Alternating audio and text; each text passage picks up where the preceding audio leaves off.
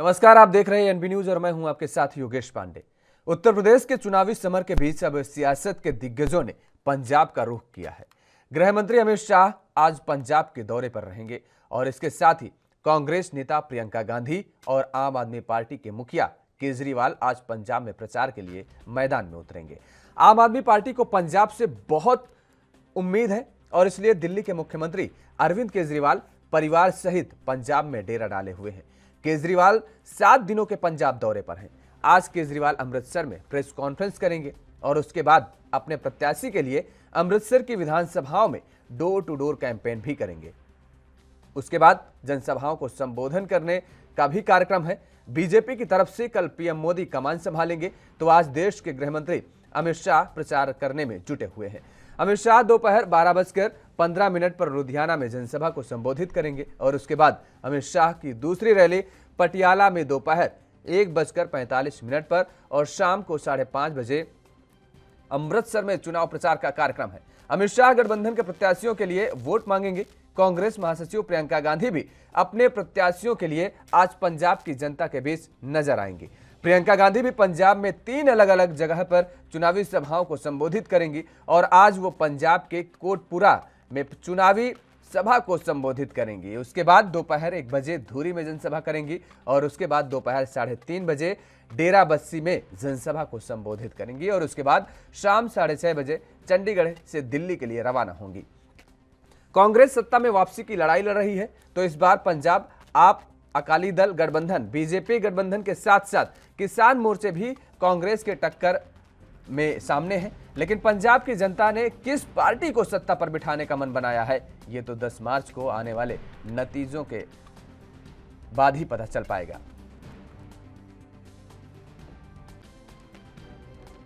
तो आज पंजाब में सियासी दिग्गजों का डेरा रहेगा।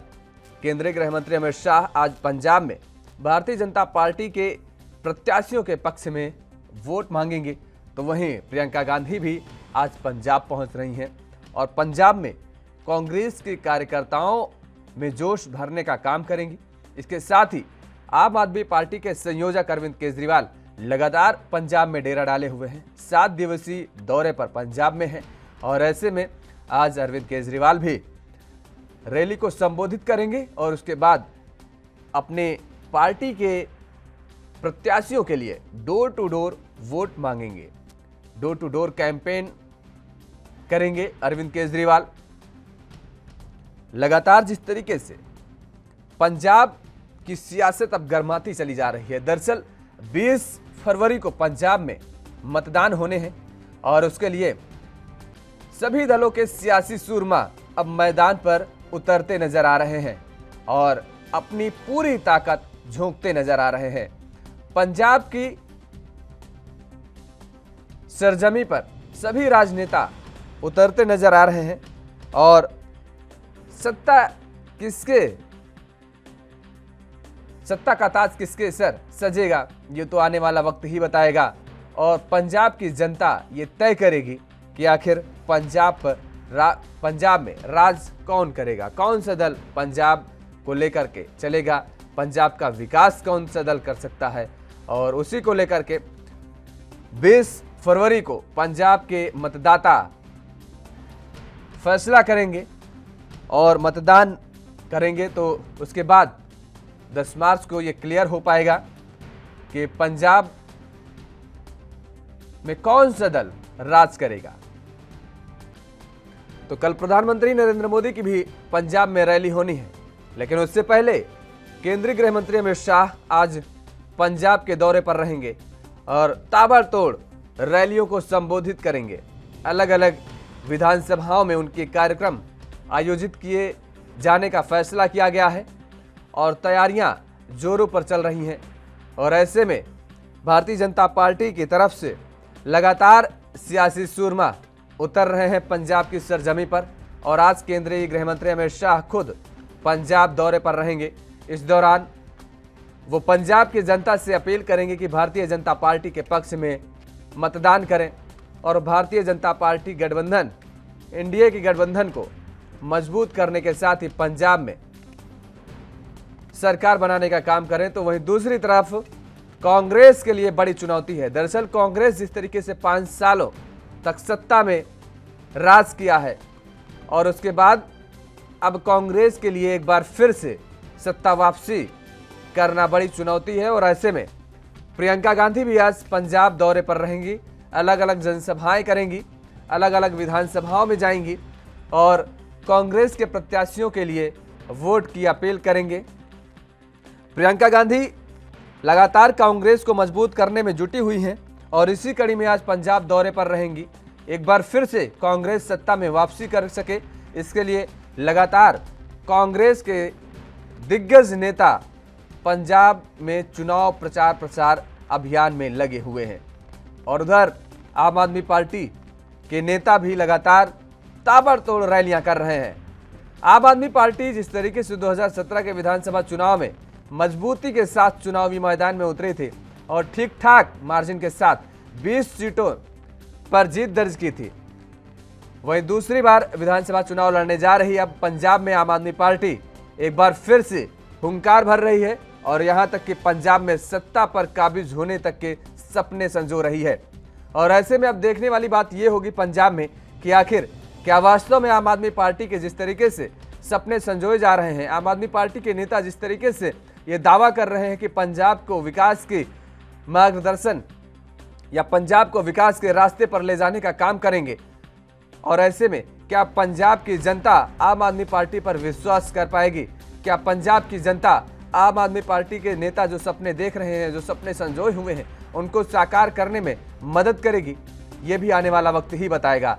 लेकिन लगातार सभी राजनीतिक दलों के नेता चुनावी प्रचार अभियान में जुटे हुए हैं और उधर शिरोमणि अकाली दल का अगर जिक्र करें तो शिरोमणि अकाली दल भी लगातार इस बार सक्रियता बनाए हुई है और उधर बहुजन समाजवादी पार्टी के साथ गठबंधन करने के बाद कहीं न कहीं शिरोमणि अकाली दल की भी उम्मीद जागी है, क्योंकि जिस तरीके से ये माना जाता है कि दलित वोट बैंक को लेकर के ये सभी राजनीतिक दल अपनी अपनी ओर खींचने की जुगत में लगे रहते हैं और प्रयास करते रहते हैं कि दलित वोट बैंक उनके पाले में चला जाए।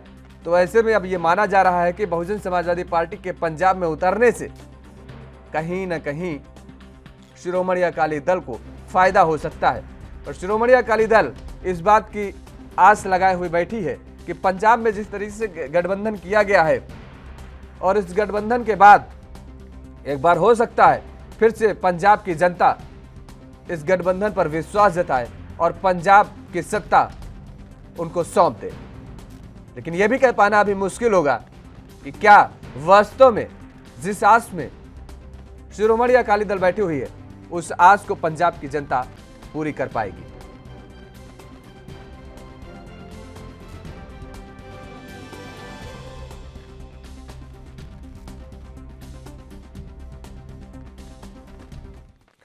तो आज इसी मुद्दे पर चर्चा करेंगे कि सियासी सुरमा पंजाब की सरजमी पर उतर रहे हैं और ताबड़तोड़ रैलियों को संबोधित करेंगे और पंजाब की जनता को यह भरोसा दिलाएंगे कि अगर कोई पंजाब का विकास कर सकता है तो वही कर सकते हैं। ये सभी राजनीतिक दल के नेताओं की जुबानी आज देखने को मिलेगी। और हमारे साथ कुछ मेहमान मौजूद हैं, आपका परिचय करा देते हैं, उसके बाद चर्चा की शुरुआत करते हैं। आरबी उपाध्याय जी हैं हमारे साथ, राजनीतिक विश्लेषक हैं, आपका बहुत बहुत स्वागत है। कांग्रेस के नेता हमारे साथ सीके ठाकुर जी जुड़ चुके हैं, आपका भी बहुत बहुत स्वागत है। प्रदीप भटनागर जी हमारे साथ जुड़े हुए हैं, भारतीय जनता पार्टी का पक्ष रखेंगे, आपका भी बहुत बहुत स्वागत है। प्रदीप भटनागर जी, आप ही से सवाल ले लेते हैं। पहला, आज केंद्रीय गृह मंत्री अमित शाह पंजाब के दौरे पर रहेंगे, कल प्रधानमंत्री नरेंद्र मोदी का खुद का दौरा है पंजाब का, और ऐसे में जिस तरीके से अगर पंजाब की सियासी जमीन को खंगालें, सियासी जमीन को देखें, कहीं ना कहीं भारतीय जनता पार्टी जिस तरीके से अन्य राज्यों में अपना कब्जा करती नजर आ रही है, पंजाब में अभी जो सपने संजोए जा रहे हैं बहुत दूर है। अगर ये कहें जिस तरीके से विपक्ष के लोग कहते हैं कि मुंगेरी लाल के सपने हैं, तो क्या ये वास्तव में सच है? और ताबड़तोड़ रैलियों का क्या वास्तव में आपको चुनाव से जस्ट ठीक पहले आपको इसका लाभ मिल पाएगा? कि सबसे पहले तो मैं पुलवामा शहीदों को श्रद्धांजलि दूंगा जी। आज उनका शहीदी दिवस है और पंजाब में आज के दिन में जिन्होंने शहीदी दी देश को आजाद कराने के लिए, उनको भी मैं श्रद्धांजलि देना चाहूंगा और श्रद्धा सुमन अपने अर्पित करूंगा। जिन्होंने इस देश को गुलामी से और गुलामों से दूर रखने के लिए जो बेहद शहादत है, मैं उनको नमन करता हूँ। आप जो पंजाब की बात कर रहे हैं, पंजाब एक वो प्रांत है हमारे देश का जिसने सदैव बलिदान दिया है और बलिदानी में सबसे आगे रहा है, मगर मिला क्या है उसको, वो एक बहुत बड़ी चीज है और वो सदैव अधिकारों के लिए और हकों के लिए लड़ता रहा है। अब चुनाव का टाइम है और चुनाव का टाइम सभाएं और रैली सब जगह चली रही है और भारतीय जनता पार्टी भी वहां सरकार में रही है, ऐसा नहीं है, बहुत लंबे टाइम रही है और पूर्ण अधिकार है हर प्रदेश में चुनाव लड़ने का सबको, और हमारा भी। उसको लेके ही हम लोगों ने आज जो कार्यक्रम के आरंभ किया गया है उसमें माननीय गृह मंत्री जी पहुंच रहे हैं। आज 2 उनके कार्यक्रम हैं काफी बड़े, और वो ये जगाता है और समझाता है कांग्रेस को भी। हेलो जी प्रदीप जी बोलिए आप। थोड़ा शोर बहुत आ रहा है। ठीक है, इको जा रही होगी। प्रदीप जी आपकी आवाज़ ठीक करवा रहे हैं। तब तक सवाल ले लेते हैं सीके ठाकुर साहब जी से। आप ठीक करवा रहे हैं, आपका इको ठीक करवा रहे हैं प्रदीप जी। सीके ठाकुर साहब जी आपको आवाज़ आ रही है? बोलने का शोर ज्यादा आ रहा है। ज्यादा तो बहुत हो रहा है। अच्छा ठीक है, सभी को मिल पा रहा है। ठीक है, सभी को शोर हो रहा है। ठीक है, ठीक करवा रहे हैं, आप लोगों की आवाज़ ठीक पा रहे हैं। तब तक IT विभाग से ठीक है, ठीक करवा रहे हैं। तब तक जब सीके ठाकुर साहब जी अभी भी शोर आ रहा है कि आवाज़ आ रही है आपको क्लियर? अभी ठीक है, ठीक है, ठीक है। अब पंजाब में जिस तरीके से आपकी नेता भी आज दौरे पर रहेंगी, चुनावी जनसभाओं को संबोधित करेंगे, सबसे बड़ी बात यह है पंजाब में कांग्रेस के लिए चुनौती सबसे ज्यादा मुझे लगता है। वजह यह है कि 5 साल आप सत्ता पर रहे हैं और एक बार फिर से सत्ता का जो सपना संजोए बैठे हुए हैं, उस सपने को पूरा करने के लिए बहुत बड़ी मेहनत करने की जरूरत तो पड़ेगी ही आपको, विपक्षी यानी सामने के जो खेमे हैं आपके विपक्षी दल हैं उनसे, लेकिन मुझे लगता है कि उनसे ज्यादा लड़ने की जरूरत अपने घर के अंदर है, क्योंकि जो बगावती तेवर बगावती सुर देखने को मिल रहे हैं वो बहुत खतरनाक या घातक साबित हो सकते हैं आपके लिए आने वाले चुनाव में। जी बिल्कुल, आपने सही कहा कि जब कांग्रेस वहां सत्ता में है, 5 साल सत्ता में रही, तो कहीं ना कहीं एंटी इनकम्बेंसी तो रहता ही है और उसको सामना करते हुए कांग्रेस को पुनः सत्ता में आने की जरूरत है। और मुझे लगता है कि कांग्रेस ने जितना काम किया, काम को गिनाने की जरूरत है और उससे हम सत्ता में आ जाएंगे। वहां देखिए पंजाब की जनता, मैंने पहले ही कहा था, काफी सजग है। भाई भटनागर साहब ने भी कहा पंजाब के लोग कुर्बानी दिए। सबसे पहले जब उधर से आक्रमण होते थे तो पंजाब ही सबसे पहले रोकने का काम करते थे, जो बाहरी आक्रमण होते थे। तो पंजाब में लोग लड़ते लड़ते इतना ही माने परिपक्व हो गए हैं कि उनको समझ में आती है कि हमको किस आदमी को कहां सत्ता में रखना है ताकि हमारे इस राज्य का कल्याण हो सके। तो वो भली भांति जानती है और ऐसे में जो भारतीय जनता पार्टी का कार्यकाल रहा सेंट्रल में, तो उससे लोग समझ रहे हैं कि जो किसानों के साथ दुर्व्यवहार करना, किसानों को इतने दिनों तक प्रताड़ित करना, किसानों को खालिस्तानी उग्रवादी कह देना, बहुत सारे मुद्दे हैं। तो उनको कोई ऐसा ऑप्शन नहीं है कि वो मतलब कांग्रेस से अच्छा कोई उसको काम कर सकेगा। तो इसलिए वो भारतीय जनता पार्टी को पूरी तरह से वहां नकार देगी। अब रही बात वहां आम आदमी पार्टी, तो आम आदमी पार्टी अपने प्रयास में लगे हुए हैं, क्योंकि राजनीति है, लगे रहना चाहिए, क्योंकि ये हर कोई चाहता है कि हम सत्ता में आ जाएं।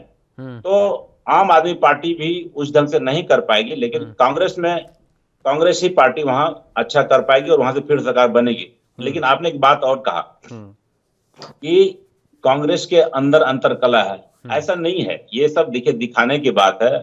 सिद्धू जी के बारे में कह रहे थे कि वो मुख्यमंत्री की घोषणा करवाना चाह रहे हैं, वो सिद्धू जी ने नहीं किया था। ये कुछ लोग ऐसा चाह रहे थे कि वहां भारतीय जनता कांग्रेस के तरफ से कौन मुख्यमंत्री होंगे उसकी घोषणा हो जाए। तो वहां घोषणा हो गया कि नहीं, चन्नी जी फिर से मुख्यमंत्री बनेंगे और सिद्धू जी ने उनको गले लगा करके कहा कि नहीं, बिल्कुल चन्नी जी ही मुख्यमंत्री होंगे और चन्नी जी को हमको उनके नेतृत्व में काम करना है। अरे ठीक है, उन्होंने कहा, सिद्धू जी भी प्रदेश अध्यक्ष हैं। सुन लीजिए, उन्होंने कहा बहुत अच्छी बात है, एकता होनी चाहिए, मैं भी कह रहा हूं आपके नेताओं में, लेकिन सिद्धू साहब की जो पत्नी है उनकी नाराजगी क्या सामने नहीं आई है? सिद्धू साहब की बेटी हैं, उनकी नाराजगी क्या सामने नहीं आई है?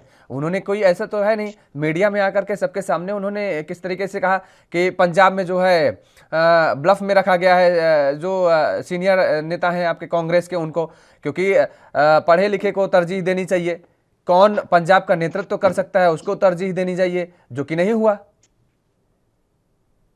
देखिए, वो क्षण भर की नाराजगी होती है, उसको लगता है कि मेरे भी पति या मेरे भी पिता वहां मुख्यमंत्री बने, लेकिन मुख्यमंत्री से बड़ा पद है।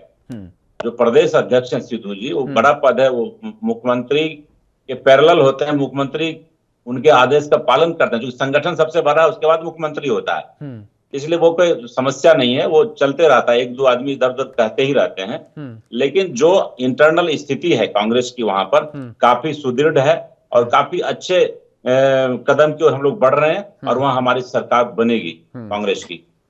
ठीक है साहब, पंजाब के अपने विधानसभा में जो कंपेनिंग कर रहे हैं सिद्धू जी, वहां से बाहर क्यों नहीं निकले अभी इतने दिन हो गए और वहीं कंपेनिंग कर रहे हैं? पहली चीज। दूसरी चीज, अगर अधिकार प्रदेश के अध्यक्ष और राष्ट्रीय अध्यक्ष जो आपके, उनको बोलने का अधिकार है, परिवार टिप्पा टिप्पणी करे तो एक गृह कलेश दिखाई देता है। और जो पूरे 5 वर्ष चला, चाहे वो कैप्टन साहब के साथ हो, चिन्नी जी के साथ हो। आपके तो गृह मंत्री भी कहते हैं कि मेरे पीछे पड़े हुए हैं सिद्धू जी जब से मैं गृह मंत्री बनाऊं। तो आप क्या सफाई दे रहे? थोड़ा सा अगर एक्सप्लेन भी करें तो अच्छा तो करें कम से कम। पार्टी है, घर है, घर थोड़ी ना, ये पार्टी है और इस पार्टी को पूरा देश और प्रदेश देख रहा है। आपका निर्णय डिसीजन क्या है? सीके ठाकुर साहब, डिसीजन देखिए, डिसीजन तो 100% जो नेतृत्व कहता है वो करता है, और जो जनहित में काम होता है वो करना है। बोलने के लिए कुछ लोग आते हैं, बोलते रहते हैं, उसमें कोई दिक्कत नहीं है, क्योंकि ये राइट है हर कोई का। संविधान ऐसा नहीं कि किसी के लिए लिखा गया तो हर कोई अपनी अपनी बातें रख सकता है। यही बात है कि इंटरनल बातें कहीं कहीं एक्सटर्नल हो जाती है, बाहर आ जाती है, तो अपने प्लेटफॉर्म पे रखने की बात होती है। कांग्रेस के प्लेटफॉर्म पे बात को रखनी चाहिए, कहीं कहीं लोग बात लीक हो जाती है।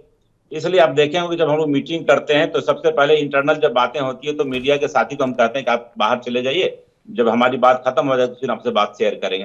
तो कहीं ना कहीं बात लीक हो जाती है, तो ऐसा होता है।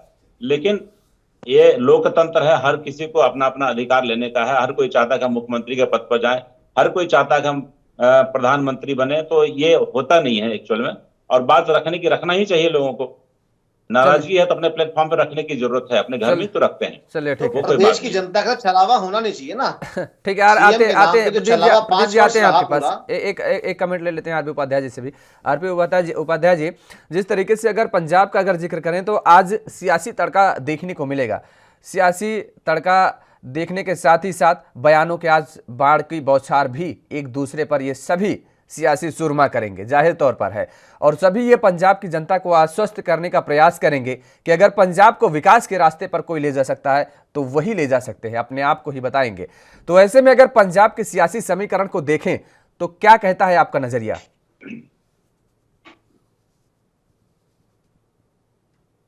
आरबी जी, नजर आ रहा हूँ जी, मेरी आवाज नहीं आ रही क्या? आ रही, आप मिल पा रही है, आप बोलिए।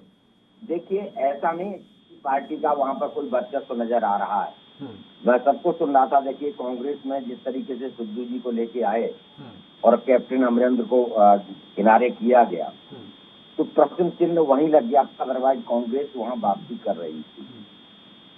आम आदमी पार्टी की जो केजरीवाल कह रहे हैं कि हम सत्ता बना रहे हैं, आश्वस्त वो भी नहीं है। देखिए, कहीं ना कहीं जिस मॉडल की बात करते हैं वो दिल्ली मॉडल की, फ्री पानी, फ्री बिजली, शिक्षा, स्वास्थ्य, रोजगार, उतना अच्छा है नहीं जितना वो दिखाया जा रहा है। और पंजाब में देखिए, जो किसानों का भी अपना एक वहाँ पर प्रेजेंस दर्ज किसानों ने कराई है, और किसान वोट का जिस तरीके से लड़ रहा है, वो किसके वोट काटेगा, वो कहाँ जाएगा, बड़ी अनसर्टेनिटी है। और ऐसे में ऐसा लगता है कि मुझे नहीं लग रहा कि कोई पूर्ण बहुमत से वहाँ सरकार बना पाएगा। जो ग्राउंड रियलिटी दिखती है, कहीं ऐसा ना वहाँ पर हंग असेंबली आ जाए और फिर जोड़ तोड़ का खेल वहाँ पर शुरू हो जाए। और देखिए, जो बीजेपी का प्रश्न है, तो देखिए बीजेपी वहाँ पहली बार इंडिपेंडेंट इलेक्शन लड़ रही है। पहले शिरोमणि अकाली दल की उंगली पकड़कर वो चलते थे और उन्हीं के साथ इलेक्शन लड़ते थे। पहली बार है ये कि वो अपने दम पर इलेक्शन का वहाँ पर संचालन कर रहे हैं और इलेक्शन लड़ रहे हैं। अच्छी बात है।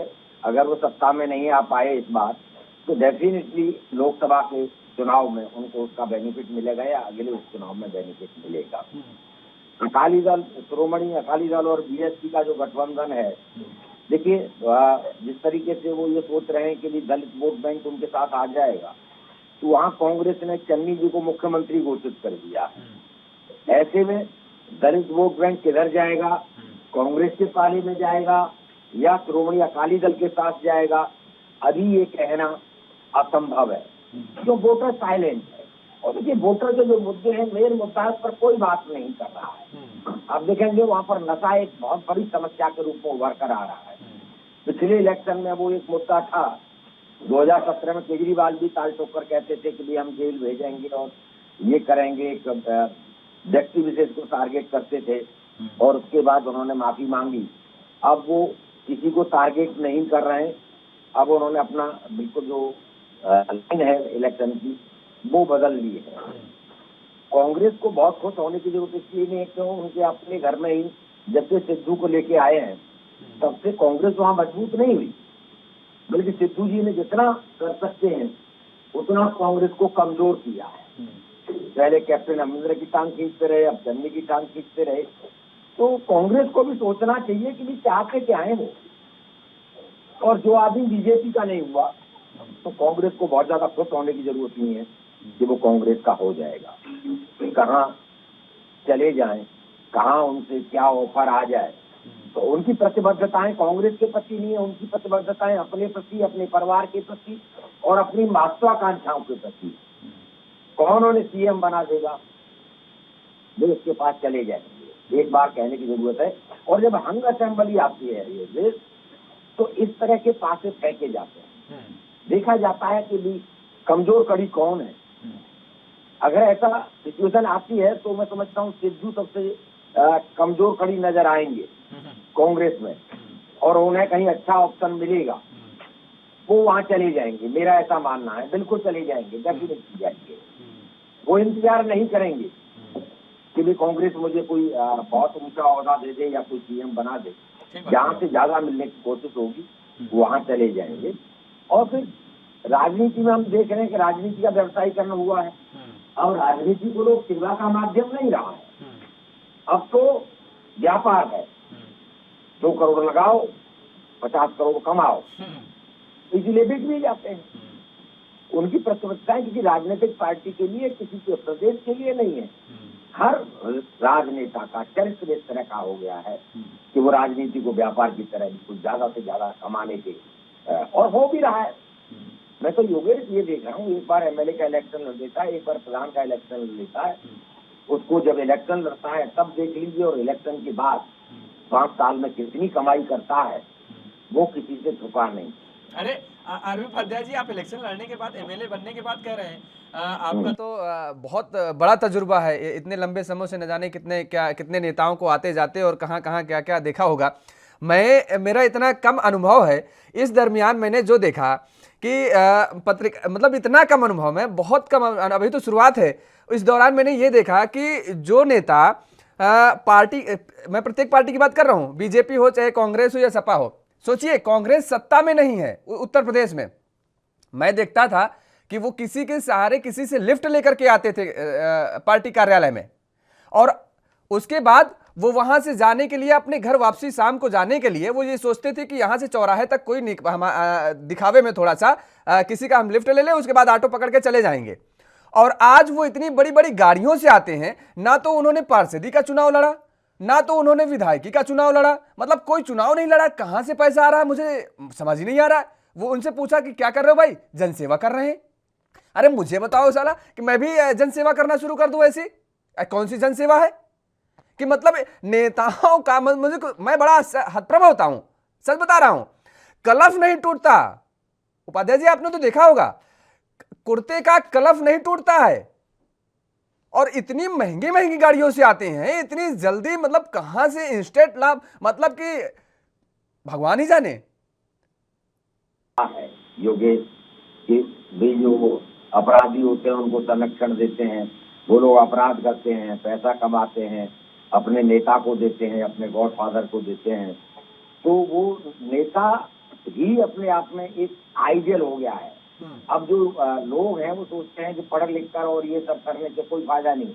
आपने देखा होगा बड़े बड़े IAS IPS और रिजाइन कर करके और पॉलिटिकल पार्टियां ज्वाइन कर रहे हैं, इलेक्शन लड़ रहे हैं। क्यों लड़ रहे हैं? वो कह रहे हैं इसमें कुछ नहीं रखा, जाओ नेता बनो, नोट कमाओ। ये हालात जब राजनीति के हो जाएंगे तो जनता क्या उम्मीद करेगी? एक छोटे से छोटा नेता भी बड़ी बड़ी गाड़ियों में चल रहा है और पैसे का अनाप शनाप वो दिखता है, पैसा भी सर चढ़ कर बोलता है। आपने बताया ना, जो नेता के पास आने जाने का साधन नहीं था, आज उसके पास दुनिया भर की संपत्ति है, गाड़ियां हैं, कोई पूछने वाला नहीं है। हमारे यहाँ हिंदी में कहावत है ना, सैया रहे कोतवाल अब डर काहे का। अब तो नेताजी है, नेताजी को तो कोई डर ही नहीं, पुलिस उनसे खुद डरती है, शासन प्रशासन उनसे डरता है। तो क्या है ये जो विडम्बना पटेल जी, मैं बिल्कुल आपकी बात से वाकिफ हूँ और आपकी बात का समर्थन भी करता हूँ। मैं आपकी बात का और आप सच कह रहे हैं, पॉलिटिकल पार्टियों का पैरामीटर क्या है कि भी करोड़पति होना चाहिए। जो भी है, चाहे वो अपराधी है, कोई भी है, पैसे वाला, गरीब आदमी को कोई टिकट ही नहीं देता है। उन्होंने कहा ये भी अमीर हो जाएगा, तो गरीब को सत्ता में भागीदारी क्यों नहीं मिल रही है? अपने लिए 4 पेंशन है और सरकारी कर्मचारी की पेंशन बंद कर दो, इन्हें देने की जरूरत नहीं है। अरे भाई, महंगाई क्या नेताओं के लिए ही होती है? क्या नेताओं को ही अपना परिवार और अपना वो सब दिखता है? दूसरे जो जनता है, जनता का भी उतना ख्याल रहना चाहिए। पहले योगेश, मैंने देखा है, आप इतिहास का के देखिए, राजा जनता के बीच में जाता था जब तो राजशाही थी। आज तो हम प्रजातंत्र कहते हैं और प्रजातंत्र में नेता को जनता की समस्याओं से कोई सरोकार नहीं है, जनता के ही भाड़ में। बस मेरा कैसे ज्यादा से ज्यादा पैसा कमा सकता हूँ, एक ही उद्देश्य है। चाहे वो, इसीलिए वो सिद्धू जी भी कह रहे हैं भाई मुझे मुख्यमंत्री नहीं बनाया, जब ये चन्नी काट ले जाएगा मलाई, अगर मुझे बना देते तो कुछ मेरा भी कल्याण हो जाता, मैं भी अपनी 4-6 पुस्तकों का कल्याण कर लेता था। तो ठीक है, ये जो विडम्बना है, ये देखिए जनता बहुत नजदीक से देख भी रही, और इसीलिए आप देखेंगे जितने भी बुद्धिजीवी वर्ग है ना, कटाक्ष होंगे, जो भी कविताएं बनेंगी या गीत होंगे, उनमें नेताओं के ऊपर बड़े बड़े प्रहार होते हैं, लेकिन वो चिकने गए, उनके ऊपर कोई असर नहीं होता। जनता जानती है करोड़ों रुपए कहाँ से लेके आते हैं, कोई पूछता नहीं। इनके दादा परदादा जमा नहीं कर गए थे कि बेटा 20 करोड़ तुम्हें इलेक्शन के लिए जमा करके जा रहा हूँ, जाके इलेक्शन लड़ना और जीत के आना। और जी, पंजाब में विडम्बना तो यही है कि सबसे खुशहाल प्रदेश भारत का, अरे भाई आप आज वो कर्जे में है। अरे ड्रग्स का धंधा वहाँ होता है, बॉर्डर स्टेट है, मैं तो प्रधानमंत्री तो अगर नहीं, ये क्या देश की हालत बनाती है, क्या प्रदेश की हालत तो कहता हूँ मैं, अगर आपने क्या किया है, अकाली दल तो पंजाब की जनता को पसंद नहीं आया। अरे पसंद नहीं आया, आप भी इसमें शामिल थे। मैं तो कह रहा हूँ मैं कि कांग्रेस को लाए, आप भी वैसी गंगा में हाथ धो रहे थे, सब तो मैं तो कह रहा हूँ, मैं तो कहने से नहीं है। अरे जनता क्या करे, अगर हमें तुमने तो कह दिया यहाँ टेलीविजन पर बैठकर, उस जनता को देखिए, उस नौजवान को देखिए जिसका घर बर्बाद हो गया, घर के बहाने बिक गए, उसके बच्चा बर्बाद हो गया है, भविष्य बर्बाद हो रहा है वहां पर। और आज भी वहां पर नेता संलिप्त है नशे के कारोबार में, पूरा शासन प्रशासन नशे के कारोबार में संलिप्त है। बॉर्डर स्टेट है, बॉर्डर से ड्रग्स आती है, अलग अलग रेट है, बड़े शहरों में अलग है, दूसरे। तो क्या हो रहा है? शासन प्रशासन मुंह बंद कर देख रहा है और पंजाब का युवा बर्बाद हो रहा है, पंजाब का भविष्य बर्बाद हो रहा है। और पंजाब का भविष्य नहीं है, वो देश का भविष्य भी है। तो कर क्या रहे? कर कोई कुछ नहीं रहा, सब अपना अपनी अपनी डपली, अपना अपना रात।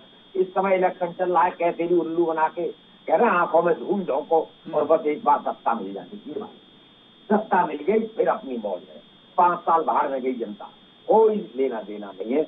वही ड्रग्स का कारोबार जो दूसरे कर रहे हैं वो हम कर लेंगे। किरदारी तो बदलता है।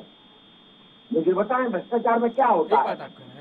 आप सीएम में सियासी चेहरे बदल जाते हैं, लेकिन प्रदेश के जो हालात होते हैं वो जस के तस, धरे के धरे रह जाते हैं। जो मुद्दे होते हैं जनता के, वो धरे के धरे रह जाते हैं। जनता क्या चाहती है, जनता के लिए कौन से उनके लिए हितकारी मुद्दे हैं, वो वैसे के वैसे ही रहते हैं, चाहे सरकारें कोई भी आए।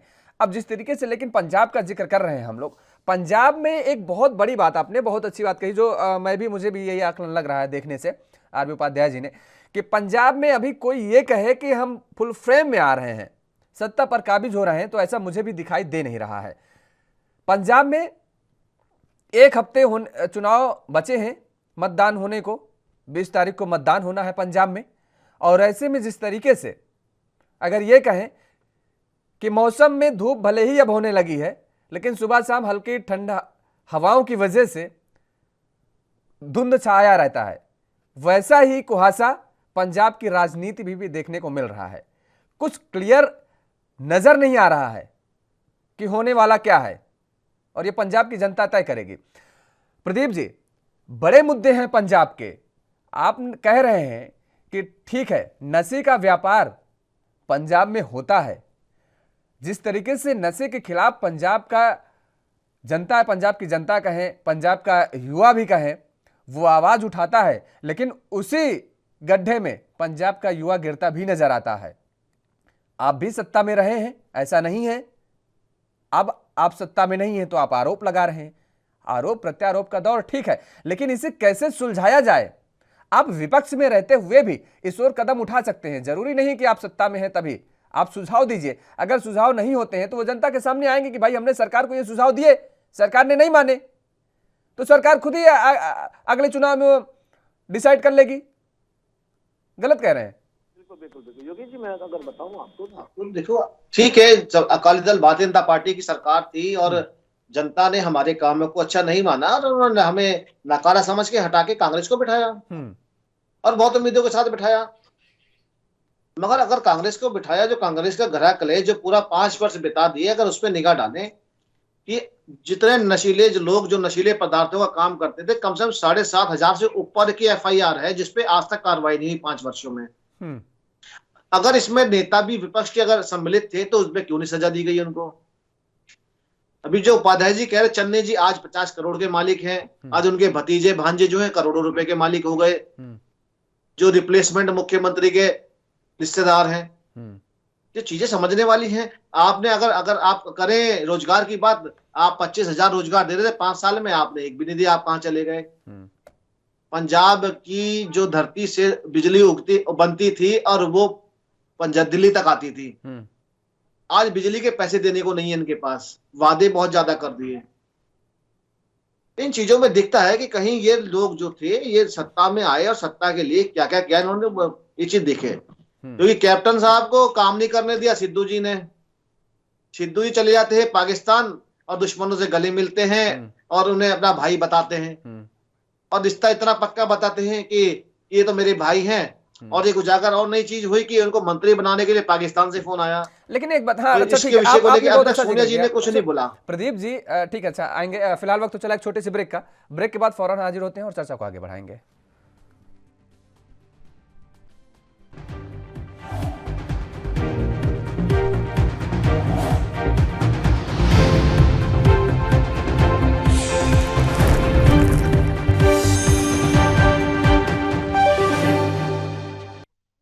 ब्रेक के बाद एक बार फिर आप सभी का स्वागत है, चर्चा को आगे बढ़ाएंगे। हमारे साथ सभी मेहमान लगातार जुड़े हुए हैं।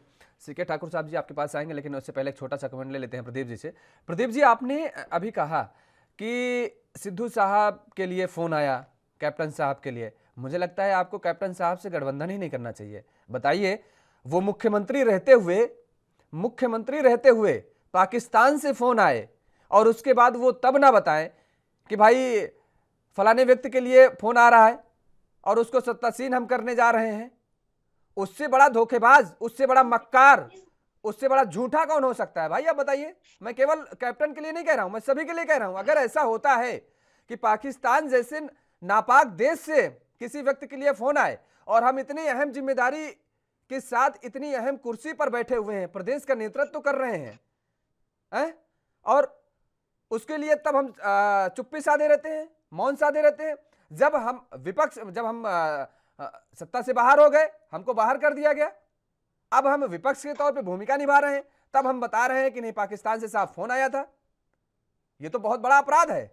बिल्कुल, मैं आपकी स्टेटमेंट को अगर आगे बढ़ाऊं ना, मैं तो बता दूं कि कैप्टन फिर भी नहीं बनाना चाहते थे उसके बाद केंद्र से जो उनका दिल्ली से जो फोन गया उसके बारे में भी उजागर हुआ कि बनाने के लिए दिल्ली से फोन आया जबरदस्ती, ये बनाने के लिए कैसे बनाया गया है। अगर आप कैप्टन साहब की बात करें कि हमने सम्मिलित कर लिया, अगर कैप्टन साहब की राजनीति में और मुख्यमंत्री का जो कार्य को लेके अगर कहीं भी कुछ सिस्टम या कुछ देशद्रोह होता तो इस विषय में भी भारतीय जनता पार्टी लेने से पहले सोचती और बहुत कुछ सोचा भी। ठीक है, खैर सोचा क्या है, मुझे तो नहीं लगता है कि कोई भी आप हाँ, मैं तो कह रहा हूँ आज भी केवल भारतीय जनता पार्टी हाँ, नहीं, सभी राजनीति। मगर प्रदीप जी सुन लीजिए, कैप्टन साहब कोई आम नागरिक नहीं थे जो मुख्यमंत्री थे, ठीक है। वो देश की सेना में किस तरीके से जवानों का क्या योगदान होता है वो बखूबी जानते हैं। मुझे लगता है कि अगर उस दौरान उन पर प्रेशर भी किया जा रहा था तो वो खुद सीएम की कुर्सी त्याग सकते थे, अगर ऐसा प्रेशर था। और एक बहुत बड़ा संदेश जाता जनता के सामने। मुझे लगता है कि जो आज आपको मेहनत करनी पड़ रही है पंजाब में, शायद ये मेहनत नहीं करनी पड़ती अगर ऐसे हालात कुछ होते तो। सीके ठाकुर साहब जी, क्या वास्तव में कैप्टन साहब आपका खेल बिगाड़ सकते हैं? मैं क्या इसका जवाब दे दूं थोड़ा सा? ठीक है, अच्छा दे लीजिए, उसके बाद सीके ठाकुर साहब से लेते हैं। अगर कैप्टन जो है अपनी पार्टी के वफादार नहीं होते तो शायद पहले उजागर हो चुका होता और सीएम पद छोड़ देते अपना। सर्वप्रथम देखो, राष्ट्र पार्टी के होता है वफादारों सर, की तरह ये काम आप कर भी रहे कहते थे हैं प्रदीप जी। मैं आ रहा हूँ सर, हाँ। मुझे थोड़ा सा समय दीजिए, थोड़ा सा मैं बोल रहा हूँ। एक जो जब बटकी पूरी भर जाती है, जो छलकने लगती है तो वो दर्द होता है, और जब छलकने लगता है तो वो यही इस्तीफा और ये सब चीजें होती है। मगर आज जब इस्तीफे के बाद भी उन्होंने जब पंजाब के बारे में यार बॉर्डर के बारे में उन्होंने बोला और इस विषय को भी बोला कि नशा जिस तरीके से बढ़ता जा रहा है और मुझ पे कितना दबाव है दिल्ली का, उसके बारे में भी उन्होंने बताया कि इस नशीले काम को, नशीले पदार्थ को ले कितना दबाव है। और सिद्धू जी अभी तक चुप है और इस विषय में बोले नहीं। प्रदेश का अध्यक्ष है, नेतृत्व कर रहे हैं खुद कांग्रेस का, इन चीजों में बोलना चाहिए। अगर आप नशे कारोबार पे आए, रेत माफियों पे आप आए, आपने इंक्रूजमेंट पे आए, आप बहुत चीजें विषय उठाया आप लोगों ने, मगर आप चुप रहे क्यों? नहीं आगे बढ़ाई आप लोगों ने। आपकी बात से हम दरअसल बहुत थोड़ी तरीके से सहमत नहीं है। देखिए प्रदीप जी, अगर दबाव था, प्रेशर था, हमने एक बात, बहुत बड़ी बात कही है, अगर आप समझ पाए, सुन लीजिए, वो कोई गली से उठा करके कैप्टन साहब को नहीं बैठाला गया था सीएम पद पर। सीएम की कुर्सी कोई गली से किसी व्यक्ति को उठा करके या किसी आम कार्यकर्ता को उठा करके नहीं बैठाला गया था सीएम कुर्सी पर। वो बहुत बड़े जिम्मेदारी के साथ और जिस पद पर वो पहले रहे हैं, तो ऐसे में लगता है कि उनके लिए देश सर्वप्रथम होना चाहिए, राज्य सर्वप्रथम होना चाहिए। उसके बाद जो है अगर पार्टी गलत नीतियों पे चल रही है तो पार्टी के खिलाफ बगावत कर अगर उस समय कर देते, तो वही बात मैंने कही कि आज आपको जो मेहनत करनी पड़ रही है, बिल्कुल आप बिल्कुल सही कह रहे हैं। सूबे की अगर मुखिया की बात जाए जो बॉर्डर एरिया पंजाब हो, ठीक है। सीके ठाकुर साहब जी, क्या वास्तव में कैप्टन साहब खेल बिगाड़ सकते हैं क्या आपका? नहीं, देखिए कैप्टन साहब का जो एक रुतबा था वो कांग्रेस के वजह से था। जब वो कांग्रेस और देश से, जो आपने कहा, जब गद्दारी की बू आने लगी तो कांग्रेस ने उसे दरकिनार किया, मुख्यमंत्री के पद से हटाने का काम किया। आपको एक बात बता रहे हैं कि एक आदमी, मतलब जैसे रामचंद्र जी हैं, आप रामचंद्र जी और उनका घोड़ा के बारे में था कि घोड़े को पूरा घमंड था कि रामचंद्र जी जो मेरे वजह से जो है ये काफी मतलब फेमस हो रहे हैं। तो रामचंद्र जी ने घोड़े को किनारे कर दिया। अब घोड़ा जब किनारे हो गया तो लोग उसको कोड़े से पीटने लगे, कहीं तो उसको ये महत्व बाद में पता चला कि हम राम जी के घोड़े, तभी मेरे को पूजा होती और पूछे जाते थे। तो उसी ढंग से कैप्टन साहब को लगा कि बहुत कैप्टन साहब बड़े हैं, ये हैं, सब कुछ है, लेकिन जब आए तब वो बिल्कुल नट सेल में चले गए। तो ऐसा नहीं है, पार्टी बड़ी होती है, लेकिन कुछ सवाल जो मैं सुन रहा था, उपाध्याय साहब कह रहे थे, प्रदीप जी कह रहे थे कि दल बदल विधेयक कानून राजीव गांधी जी लाए थे, आपको याद होगा। और उसके बाद से जब लगा कि लोग 5 आदमी इकट्ठे हो गए, पार्टी बदल के चले गए, तो उस पर राजीव गांधी को लगा कि नहीं, यहाँ ये देश में बहुत बड़ा खेल होता है, इससे अच्छा है कि दल बदल विधेयक कानून लाओ, और लोगों को बांधने का प्रयास किया उन्होंने। देखिए ये कांग्रेस ही कर सकती है, क्योंकि जनहित में, देश हित में ऐसा काम हो, तो ये राजीव गांधी ने ऐसी सोच लाई थी कि दल बदल विधेयक कानून लाओ ताकि लोग तुरंत दल नहीं बदले। लेकिन अब 2014 के बाद जब से माननीय प्रधानमंत्री जी आए, भारतीय जनता पार्टी की सरकार बनी देश में, अब लगातार देखते हैं, चाहे गोवा हो, महाराष्ट्र हो, या फिर मध्य प्रदेश हो, कर्नाटक हो, हर जगह इतना ये खेल करते हैं पैसों में लोगों को बांध करके। तो जब पैसा का खेल होगा तो लोग, सही कहा उपाध्याय साहब ने, कि लोग सोचते हैं कि चलो यहाँ से 2 करोड़ मिल जाए, 5 करोड़ मिल जाए, 100 करोड़ मिल जाए, हम उसमें कर देंगे। तो ये देश के लिए नुकसानदायक है। भारतीय जनता पार्टी की केंद्र की सरकार जितनी ये सब कामें कर रहे हैं, तोड़ने जोड़ने का, अपने पक्ष में मिलाने का, ये बिल्कुल ही अच्छा नहीं है। ये जनहित में काम होगा ही नहीं कभी। लोग सिर्फ अपने लिए परेशान रहेंगे। और जहां तक ड्रग्स की बात आपने कहा, तो ड्रग्स केवल पंजाब में नहीं है। आप दिल्ली के गलियारे में चले जाइए, आप उत्तर प्रदेश चले जाइए, आप झारखंड चले जाइए, बिहार चले जाइए, जहां भी दवाई की दुकान है उसके लगभग 1 किलोमीटर के रेंज में आप देखेंगे कि बहुत सारे नशेड़ी धूत रहते हैं, नशे में रहते हैं। तो इसका मतलब है कि वो केवल पंजाब ही नहीं है, पूरे हिंदुस्तान में इस ढंग का एक माहौल है।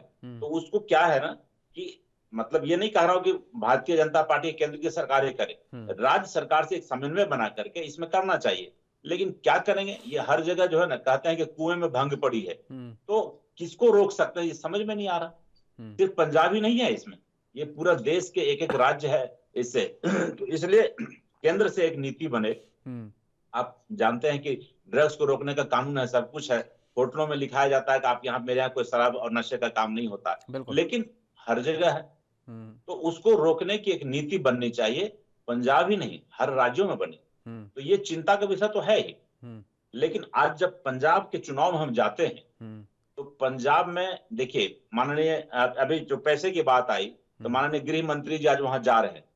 अभी कह रहे थे कि चन्नी साहब को इतने पैसे कहां से आ गए, उनको, उनके भांजे को कैसे आप देखेंगे कि केंद्रीय गृह मंत्री अमित शाह जी के बेटे जय शाह जी की कंपनी बनी, और रातों रात कितना उसका पैसा आ गया उनके कंपनी में, कहां से पैसे आए। तो मैं सिर्फ उनकी बात नहीं कर रहा हूं, सत्ता में जो भी आते हैं, आपने खुद ही कहा कि एक नेता को मैंने देखा कि पैदल कोई लिफ्ट देके करता था, और फिर नहीं, एक नहीं, कई हैं ऐसे, हम तो ये बता रहे हैं, कई ऐसे नेता हैं। तो ये चिंता का विषय है। इसमें एक राजीव गांधी जैसे एक नेता की जरूरत है। माननीय प्रधानमंत्री जितना कहते हैं कि हम ये कर देंगे, वो करते कुछ नहीं है। सिर्फ आपको क्या बताऊं योगेश भाई, जितनी भी बड़ी बड़ी कंपनी है, जहां आप रोजगार दे सकते हैं, वहां रोजगार को छीन करके छोटी छोटी कंपनी को बेच दे रहे हैं। ये बहुत ही चिंता का विषय है। लोग कहते हैं कि सरकारी लोग काम नहीं करते हैं, सरकारी कार्य में कैसे नहीं करेंगे। आज देखिए, एक एक शिक्षक को 8 बजे से 9 बजे तक जाकर के उनको अंगूठा दबाना पड़ता है, बटन दबाना पड़ता है, तब उसका अटेंडेंस बनता है, और फिर 2 बजे से लेकर 4 बजे के बीच जब भी उनका अटेंडेंस ऑफ होता है तो वहां करके आना पड़ता है। तो जब आप सरकार के डंडे चलेंगे, सरकार की नीति बनेगी, तो सरकारी काम भी खूब अच्छे से होंगे। लेकिन लोग चाहते नहीं है। लोग छोटी छोटी कंपनी बना करके, आपको मैंने उस दिन दिया था ना, सेंट्रल इलेक्ट्रॉनिक्स लिमिटेड कंपनी, जो उस कंपनी को 210 करोड़ में निपटाने का काम कर दिया था भारतीय जनता पार्टी की सरकार। अभी उनका विरोध है, मामला कोर्ट में रुका हुआ है। तो ये बहुत ही गलत काम हो रहा है भारतीय जनता पार्टी के शासन में। तो पंजाब की जनता काफी सजग है, उनको पता है कि क्या करनी चाहिए। कुछ लोग हैं नशे के एडिक्ट हो चुके हैं, तो उनको अपना वो ठीक करेंगे जो भी सरकारें आएंगी, और डंडा तो चलाते ही रहते हैं। चिदम्बरम साहब किस केस में है, गए थे अंदर, थोड़ा बता दीजिए। चिदम्बरम साहब जो जमानत पे हैं वो क्यों है, राहुल जी जमानत पे क्यों है वो भी बता दीजिए थोड़ा सा, और सोनी जी जमानत पे वो क्यों है वो भी बता दीजिए थोड़ा सा। सिंपैथी थी, माननीय प्रधानमंत्री जी ने चन्नी साहब को जो मतलब पोसने का काम किया, कहना अपने मुख्यमंत्री से मैं बच के जा रहा हूं, ये हर कोई जानते हैं। एक देश के बड़े नेता, देश के प्रधानमंत्री इस ढंग की बातें करते हैं, बचकानी बातें करते हैं, तो एक मुख्यमंत्री को इस ढंग की बात करना, तो लोगों के अंदर जो सजग प्रहरी हैं, जो जनता वहां की, वो जानते हैं कि ये भारतीय जनता पार्टी की सरकार केवल छलावे की सरकार है, इसको मैं सत्ता में नहीं लाऊंगा। ठीक है, आरबी उपाध्याय जी आपके पास आएंगे। दरअसल जिस तरीके से पंजाब के सियासी समीकरण को अगर देखें, तो पंजाब में वास्तव में देखिए, कैप्टन अमरिंदर साहब को जिस तरीके से कुर्सी से बेदखल किया गया, सीएम कुर्सी से, उनसे किस तरीके से कुर्सी छीनी गई, उसके बाद उन्होंने तुरंत ही कांग्रेस से भी इस्तीफा दे दिया, और ये मन बना लिया कि ये मतलब एक बदले की भावना आ गई उनके अंदर। दूसरी तरफ उन्होंने ताबड़तोड़ अपनी पार्टी बना ली, और इतना ही नहीं, कांग्रेस इससे संभल भी पाती इस फैसले के बाद से कि तुरंत ही भारतीय जनता पार्टी के साथ ही उन्होंने गठबंधन का ऐलान कर दिया और कहा कि पंजाब में भारतीय जनता पार्टी के साथ मिलकर के चुनाव लड़ेंगे। देखिए, 2017 में प्रधानमंत्री नरेंद्र मोदी की लहर थी, बावजूद इसके कैप्टन अमरिंदर सिंह अपने चेहरे पे अकेले दम पर सरकार बनाने का काम किए थे कांग्रेस के पंजाब में। और ऐसे में अब जिस तरीके से मालवा रीजन से लेकर के शहरी ग्रामीण तक का अगर जिक्र करें तो कहीं ना कहीं कैप्टन अमरिंदर सिंह की अपनी एक पकड़ है, इस बात से नकारा नहीं जा सकता है। राजनेता के साथ साथ वो भूतपूर्व सैनिक भी रहे हैं। तो पंजाब में वास्तव में क्या इसका प्रभाव पड़ेगा, और अगर इसका खामियाजा उठाना पड़ेगा तो जाहिर तौर पर भारतीय जनता पार्टी को ही उठाना पड़ेगा, माफ कीजिएगा, कांग्रेस को ही उठाना पड़ेगा। देखिए, बिल्कुल आपने ठीक कहा, कैप्टन अमरिंदर एक अच्छे सिपाही, एक अच्छे कुशल नेता, इसमें कोई दो राय नहीं है। लेकिन ये सोचना पड़ेगा, देखिए व्यक्ति बड़ा नहीं है, पार्टी बड़ी होती है। और अपने के दम पे कांग्रेस की सरकार उन्होंने पंजाब में बनाई थी।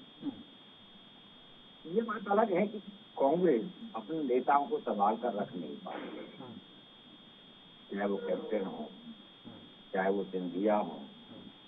तो बहुत सारे नेता हैं, लाइन लगी है यूपी में भी, आप देखिए बहुत सारे नेता हैं छोड़ के गए, पोस्टल गर्ल छोड़ के जा रही हैं, पोस्टल गर्ल। तो ये जो हालात हैं, कहीं ना कहीं आत्ममंथन करने की जरूरत कांग्रेस को है कि ये किस तरीके से रोका जा सकता है। ये नहीं रोका नहीं जा सकता, रोका जा सकता है, लेकिन कहीं ना कहीं एक कम्युनिकेशन गैप है कि जो भी नाराज है वो परिवार की मुखिया को अपनी बात कह पाए और वहां से एक सांत्वना मिले तो पलायन रुक सकता है। मैं जो सोच पा रहा हूँ या देख पा रहा हूँ वो ये है कि पार्टी आला कमान के साथ कहीं भी नेताओं का एक डायरेक्ट संवाद नहीं, संवादहीनता नजर आती है। जब कोई नहीं सुनता है तो वो चला जाता है। और देखिए किसके लिए हटाया गया कैप्टन को, कैप्टन को उस व्यक्ति के लिए हटाया गया इसलिए जो कांग्रेस का, जो बीजेपी का नहीं हुआ।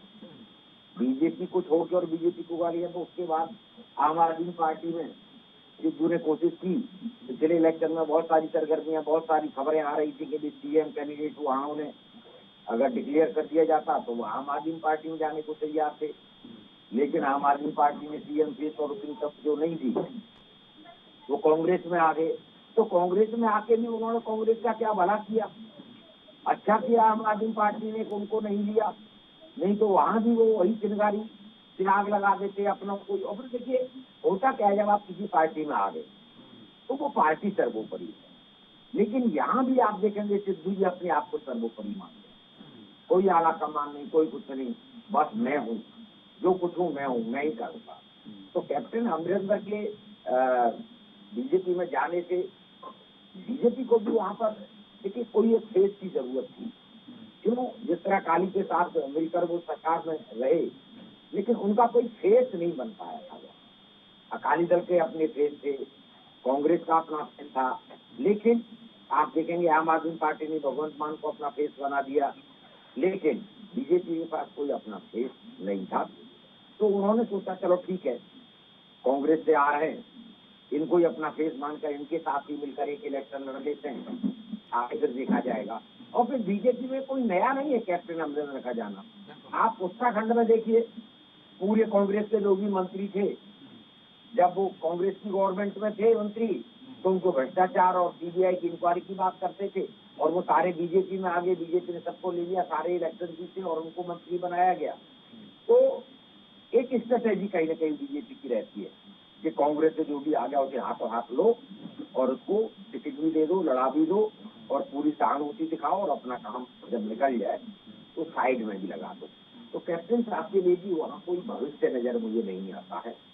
जब तक बीजेपी को जरूरत है उनको साथ रखेंगे, और जिस दिन उनकी जरूरत है या अपना संगठन वहाँ पर मजबूती के साथ खड़ा हो जाएगा, जो मैं उम्मीद करता हूँ कि इस बार संभावनाएं बहुत ज्यादा हैं कि बीजेपी अपना संगठन वहाँ पर मजबूती से बूथ लेवल तक मजबूत करेगी। आप ये कह रहे हैं कि संगठन इस बार वहाँ मजबूत हो सकता है पंजाब में, लेकिन कुछ लोग जो मेरे तक खबरें आ रही हैं, कुछ लोग ये कह रहे हैं कि दरअसल जो 5 जनवरी को प्रधानमंत्री नरेंद्र मोदी जी का जो दौरा था, उसके बाद जो घटनाएं घटी, कहते हैं कि उसके बाद पंजाब में कांग्रेस बीजेपी और कमजोर हो गई है। क्या ऐसा कुछ है क्या?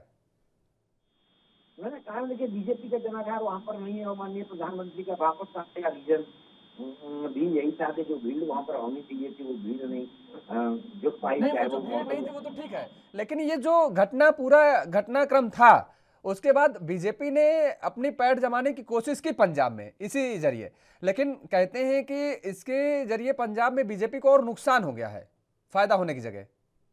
देखिए जिस तरीके से प्रोजेक्ट किया गया पंजाब को, पंजाब के किसानों को, पंजाब की सुरक्षा व्यवस्था को, यानी पंजाब स्टेट का ही एक मखौल उड़ाया गया, तो वहां से जनता का हाथ होना स्वाभाविक है। और देखिए पहले ही वहाँ किसान आंदोलन के बाद आप देखेंगे कि बीजेपी के प्रति आक्रोश वहाँ पर पंजाब में देखने को मिल रहा है।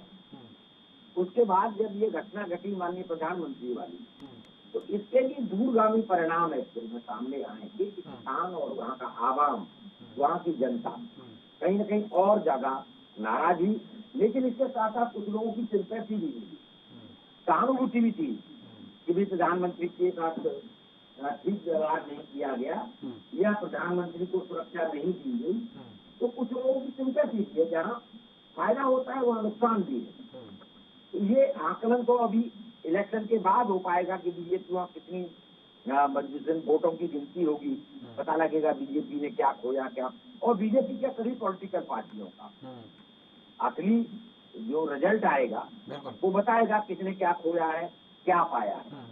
लेकिन बीजेपी का जो संगठन है वो मजबूत है, क्योंकि देश भर में एक कैडर बेस्ड पार्टी है, उनका आरएसएस का अपना कैडर है, दूसरे जो सहयोगी संगठन है, बहुत सारे संगठन है जो समाज में साइलेंटली काम करते हैं। ठीक बात। तो वो चाहे वो पंजाब हो चाहे वो बंगाल हो, हर जगह उनका कार्यकर्ता इस विचारधारा के साथ जुड़ा रहता है।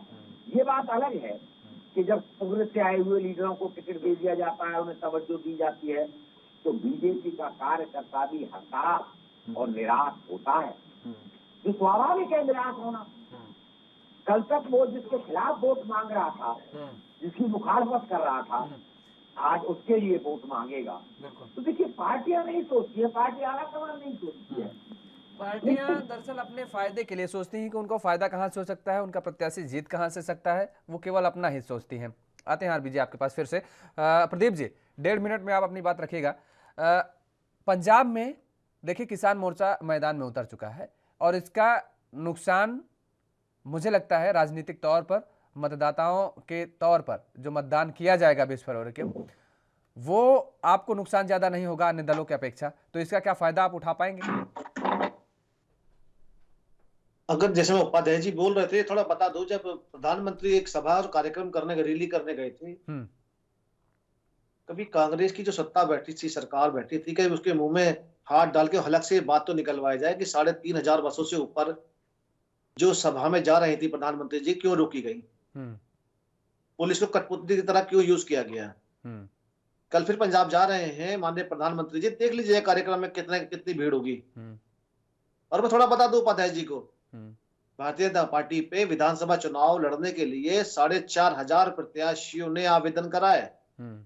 अगर पंजाब में वर्चस्व नहीं है हमारा, तो हमने आज बैठ के आबादी पार्टी की बात नहीं करी कि दिल्ली को जो एक मॉडल देना चाहते थे, जिसको लेके पंजाब गए और पंजाब में जो विधायक दिए पंजाब के जनता ने, उस पर क्या अमल किया, क्या काम किया।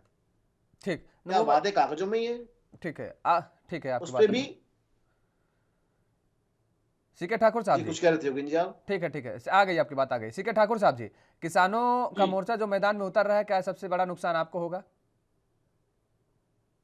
नहीं, किसानों का देखिए मोर्चा नहीं, मैंने पहले भी कहा था कि ये किसान अपने आप लोग क्रिएट करके कुछ लोगों को भेजे हैं जीतने के लिए, उनका कोई इम्पैक्ट नहीं पड़ेगा। जब परिणाम आएगा तो ये पता चलेगा कि बिल्कुल उनको कोई वोट नहीं आया, वोट नहीं के बराबर। जनता वोट करती है पार्टी बेसिस पर, छोटी छोटी पार्टियां ऐसे ही बिखर के रह जाती है हल्का फल्का जो उसका अपना मित्र मंडली का वोट है हो सकता है वो आ जाए, नहीं तो उनको कोई अंतर पड़ने वाला नहीं है।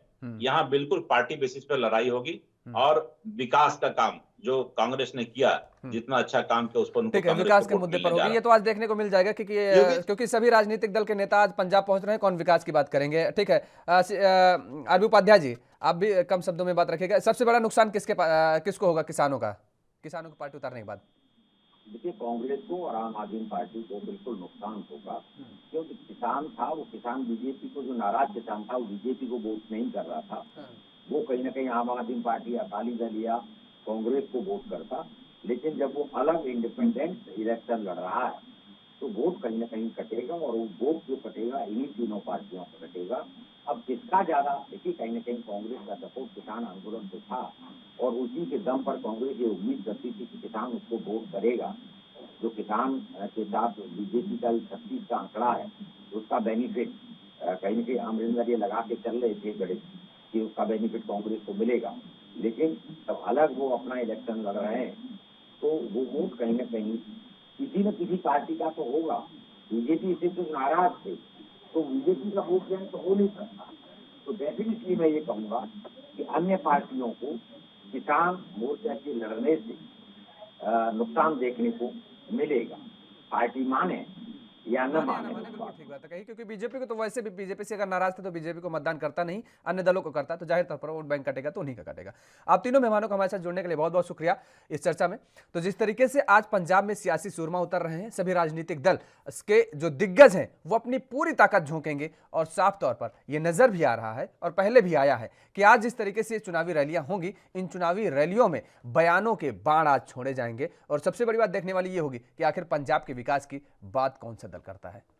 इस चर्चा में फिलहाल मेरे साथ इतना ही। देश और दुनिया की तमाम खबरों के लिए आप बने रहिए ANB न्यूज के साथ। नमस्कार।